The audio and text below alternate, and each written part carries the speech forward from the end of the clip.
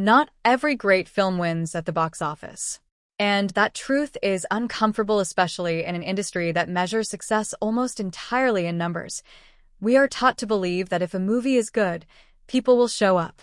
If the performances are strong, the story is emotional, and critics applaud, success should be automatic. But cinema history tells a very different story. Some films do everything right and still fail spectacularly. This is the illusion of success, because box office numbers don't measure quality. They measure timing. They measure marketing. They measure audience mood, and sometimes they measure nothing more than bad luck. Every year, films are released with passion poured into every frame. Actors give career-defining performances. Directors craft stories with honesty and restraint. Writers explore themes that hit uncomfortably close to home. Critics praise them. Audiences who do watch them love them. Yet when the opening weekend arrives, the seats remain empty, not because the film is bad, but because it doesn't fit the moment. Audiences often say they want something different, something meaningful, something real. But when it's time to buy a ticket, comfort wins. Familiar franchises, easy genres, safe entertainment.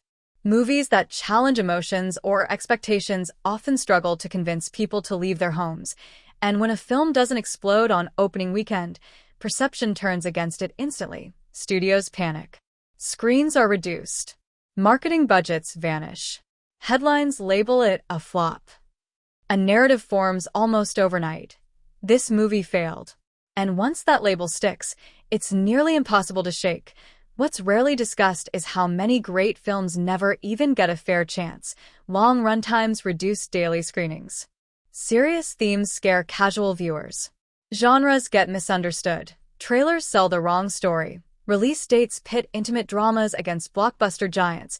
A movie can lose the box office battle before audiences even understand what it is. Years later, something strange happens. The same film gets rediscovered. On streaming platforms. On late-night recommendations. Through word of mouth. People watch it without expectations and suddenly realize what they missed. This was actually amazing. How did this fail? Why didn't anyone tell me about this when the illusion collapses? Because true success in cinema isn't always immediate. Some films aren't built for opening weekends. They're built for longevity, for emotional connection, for repeat viewing. For the kind of impact that numbers can't quantify. Today's story isn't about bad films that deserve to fail. It's about misunderstood ones. Films that arrived at the wrong time. Films that asked for patience in an impatient world. Films that lost financially but won artistically. And once you start looking closely, you'll realize something powerful. Some of the most meaningful movies ever made were once considered failures.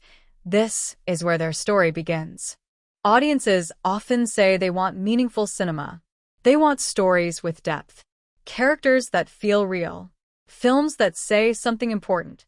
But when we look at ticket sales, the truth becomes harder to ignore.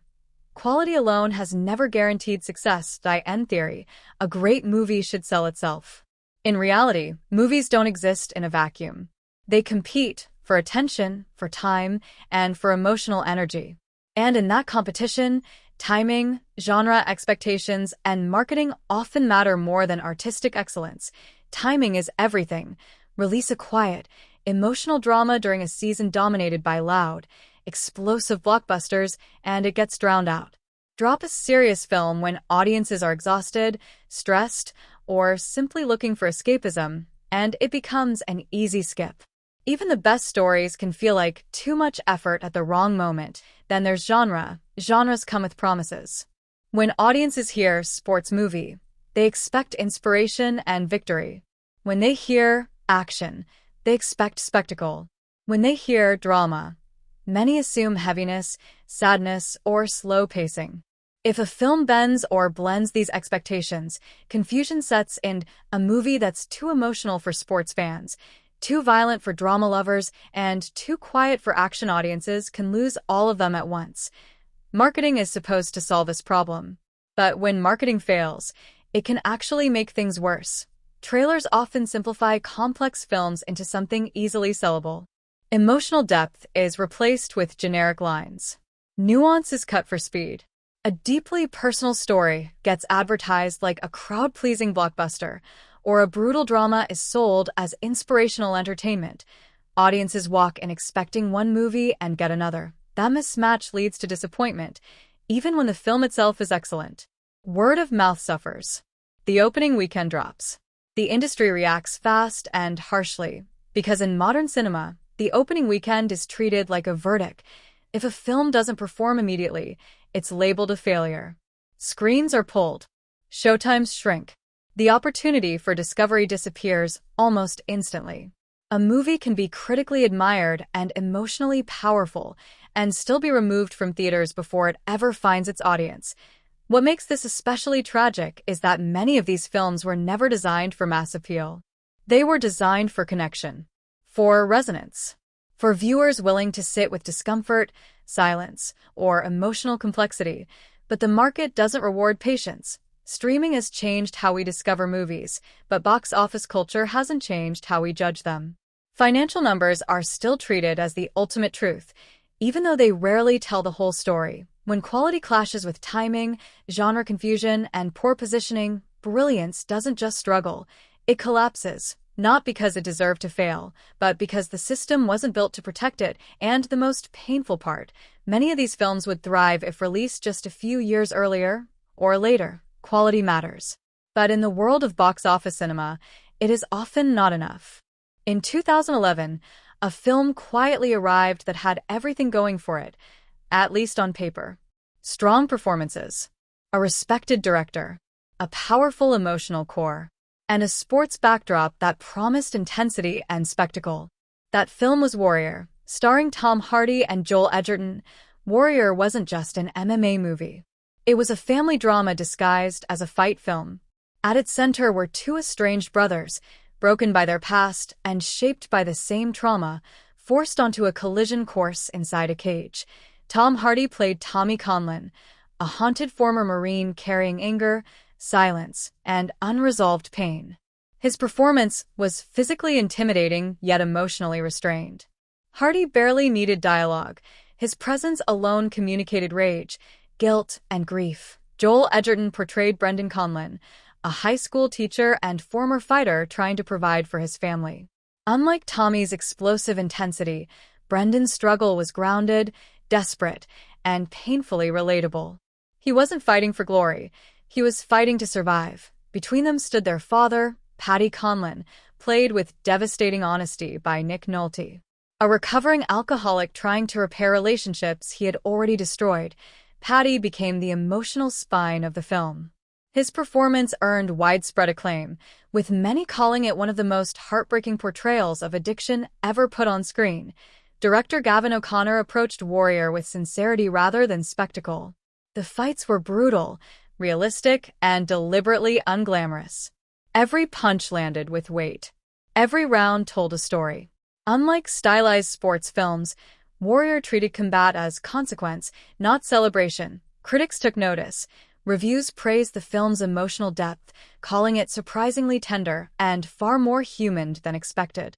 Audiences who saw it responded strongly, awarding it an A CinemaScore, a rare achievement for a gritty sports drama. But Warrior asked a lot from its audience. It ran over 2 hours. It dealt with trauma, abuse, addiction, and fractured families. It refused to offer easy victories or simple villains. This wasn't a feel-good sports movie. It was a painful one. The marketing struggled to communicate that balance. To some, it looked like a violent MMA film. To others, it seemed like a heavy family drama. Many viewers didn't know what they were being asked to emotionally invest in, and that confusion mattered. MMA in 2011 hadn't yet reached mainstream cultural comfort. For many audiences, it felt niche or intimidating.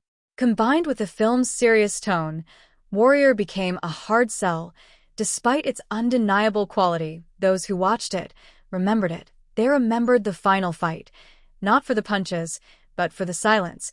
They remembered the broken men standing in the ring, not as warriors, but as sons. They remembered a sports film that dared to end not with triumph, but with reconciliation. Warrior didn't fail because it lacked heart.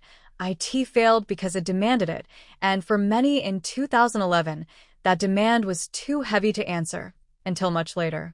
In Hollywood, emotion matters, but numbers decide the verdict. When Warrior was released in September 2011, it carried a production budget of around $25 million. For a grounded sports drama with no franchise backing, that figure already placed pressure on its performance. The film didn't need to break records, but it needed momentum. That momentum never came on its opening weekend. Warrior earned just over $5 million domestically. It managed to land at number 3 at the box office, but the position was misleading. The actual revenue was far below studio expectations, especially for a film that required strong word of mouth to survive. Ironically, the audience response was excellent. Viewers who saw the film awarded it an A cinema score, signaling strong emotional connection and satisfaction. In theory, that kind of reaction should fuel a long theatrical run. In practice, it wasn't enough. In its second weekend, Warrior dropped more than 45%, earning only around $2.5 million. That steep decline sent a clear message to theaters and distributors. The film wasn't expanding, it was shrinking, and in the box office ecosystem, decline is fatal. With fewer tickets sold, showtimes were reduced. With fewer showtimes, fewer new viewers discovered the film. The cycle fed itself. What could have been a slow-burn success was cut short before it had time to breathe. By the end of its domestic run, Warrior had earned just $13.6 million in the United States, barely half of its production cost. International markets added roughly $10 million more, but even combined, the numbers fell far short of profitability. From a financial perspective, the conclusion was unavoidable. The film lost money. Studios don't judge films by emotional impact or future appreciation. They judge them by quarterly reports. And in the same period, the studio faced losses from multiple underperforming releases, making Warrior part of a larger financial disappointment. Runtime also played a silent role. At nearly 140 minutes, Warrior allowed fewer screenings per day compared to shorter films. Fewer screenings meant lower potential revenue, even if every show sold well, which it didn't. Numbers don't lie, but they also don't explain everything. They can tell you how much a film made. They can't tell you how much it mattered. And in the case of Warrior, the numbers told one story, while the audience experience told a very different one. So the question remains, why did Warrior fail at the box office? The answer isn't simple.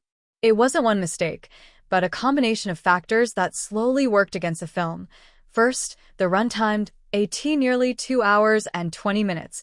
Warrior was a long commitment for casual moviegoers. Longer films mean fewer screenings per day, and fewer screenings mean fewer tickets sold.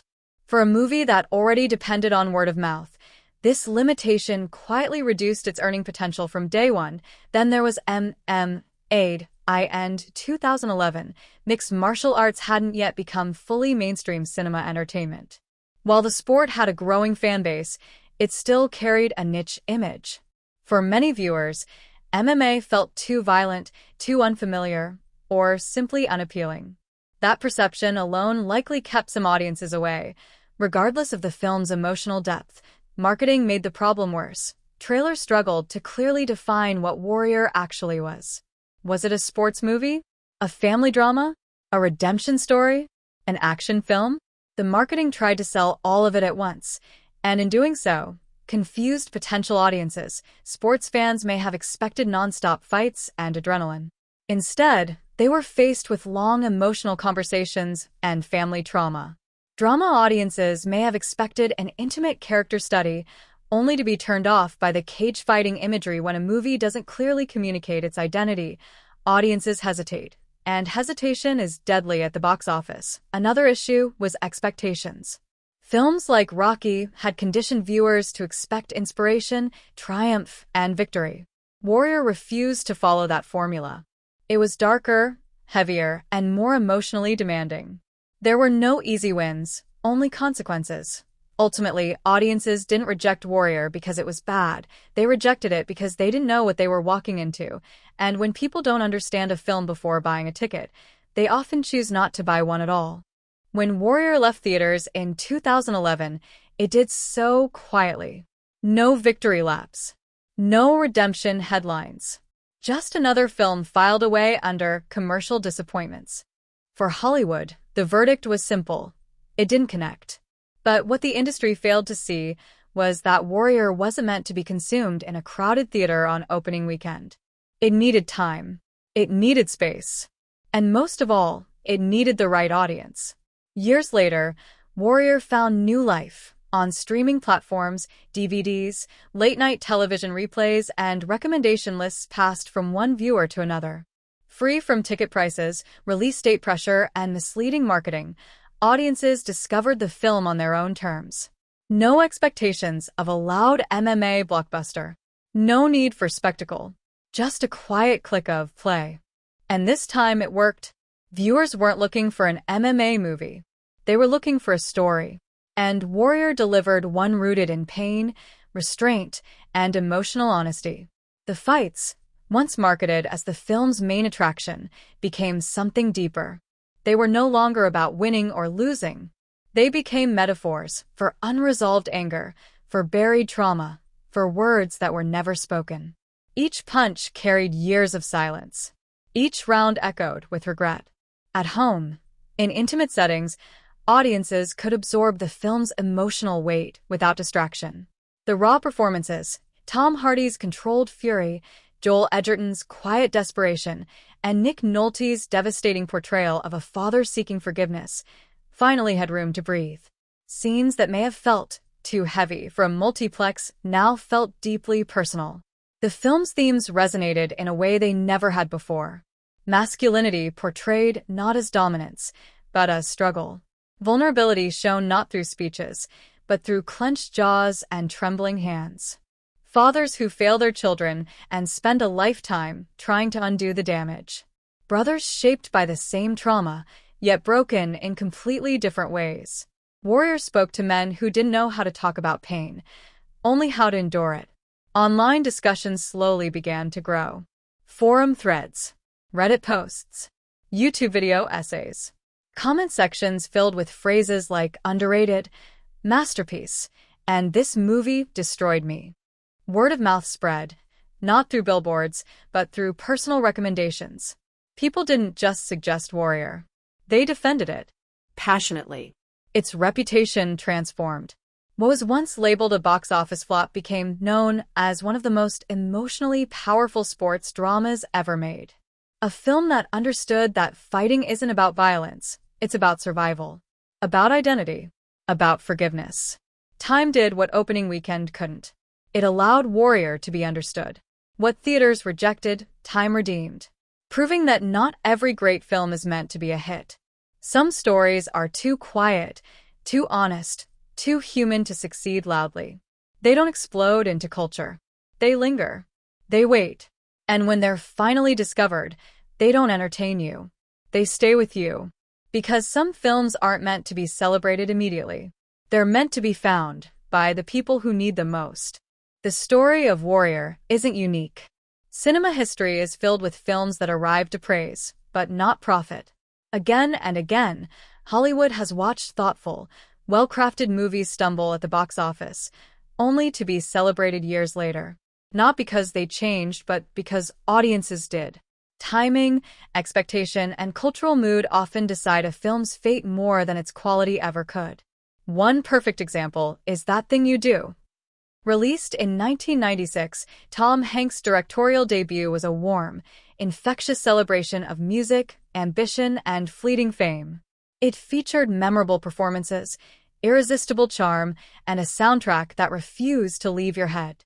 Its title song was so effective it earned an Academy Award nomination for Best Original Song. Critics praised the film's heart, humor, and nostalgic energy. And yet, audiences largely ignored it. At the time of its release, That Thing You Do didn't fit neatly into the cinematic landscape. It wasn't edgy enough. It wasn't ironic enough. It wasn't explosive or cynical. It was sincere. And sincerity, in that moment, wasn't fashionable.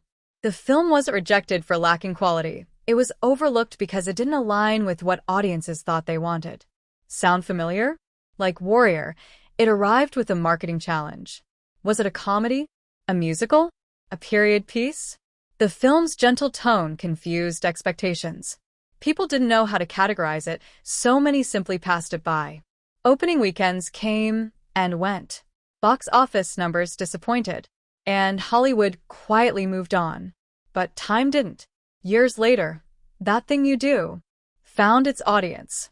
On cable television, on DVD shelves, in living rooms where viewers stumbled upon it unexpectedly and stayed. What once felt small now felt special. Its themes of fleeting success, creative compromise, and the quiet heartbreak of being replaced resonated deeply. The film became a cult favorite, beloved for its honesty about how dreams rise and fade. The same pattern repeats across film history. Blade Runner, The Shawshank Redemption, Office Space. Films that failed to ignite theaters but burned slowly into cultural memory. Not because they were misunderstood, but because they were ahead of their time or simply out of sync with the moment they arrived.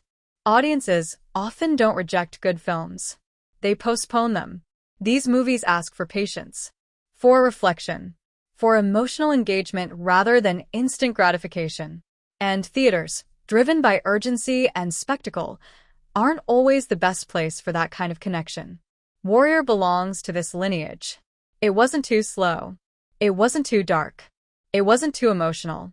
It was simply released into a world that wasn't ready to sit with its pain. But history shows us something important. Quality doesn't disappear just because it fails financially. It waits. Because cinema isn't judged in weekends. It's judged in years. And sometimes, the films that matter most are the ones that quietly survive long enough to be rediscovered, proving that failure at the box office is not the end of a story. Genres are meant to guide audiences, but sometimes they do the opposite. In cinema, genre can be a blessing or a curse. It helps viewers decide what kind of experience they're about to have. A comedy promises laughter. An action film promises excitement. A fantasy film promises escape. But when a movie doesn't fit neatly into a familiar box, genre becomes a barrier instead of a bridge. Period pieces, musical comedies, and emotionally heavy sports dramas have always struggled to break through mainstream appeal. Not because they lack quality, but because they demand a specific kind of attention.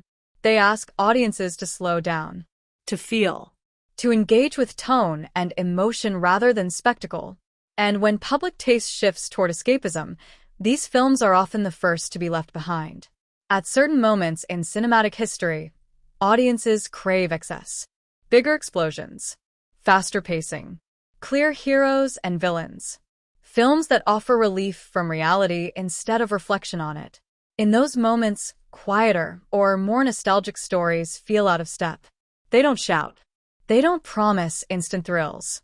And so many viewers decide, almost unconsciously, this isn't for me. That decision happens before the film ever gets a chance. Emotionally heavy sports dramas are especially vulnerable to this problem. On the surface, they appear familiar: training montages, climactic matches, underdog arcs. But films like Warrior aren't about winning. They're about damage, about history, about emotional wounds that don't heal with victory. That depth complicates the genre label. Audiences expecting adrenaline are met with grief. And that mismatch can push them away. Musical comedies face a similar resistance. The moment a film asks its characters to sing, a portion of the audience mentally checks out. Period pieces face another hurdle entirely: the perception that they're slow, distant, or irrelevant. None of these assumptions are fair, but they're powerful, because genre isn't just a category. It's a filter. Even recognizable names and strong critical acclaim often can't overcome genre resistance. A familiar actor doesn't matter if viewers believe the film itself isn't meant for them. Praise doesn't matter if expectations are already closed. By the time trailers end, decisions are made. Tickets aren't bought. And films quietly fade from theaters. What's lost in that process is nuance.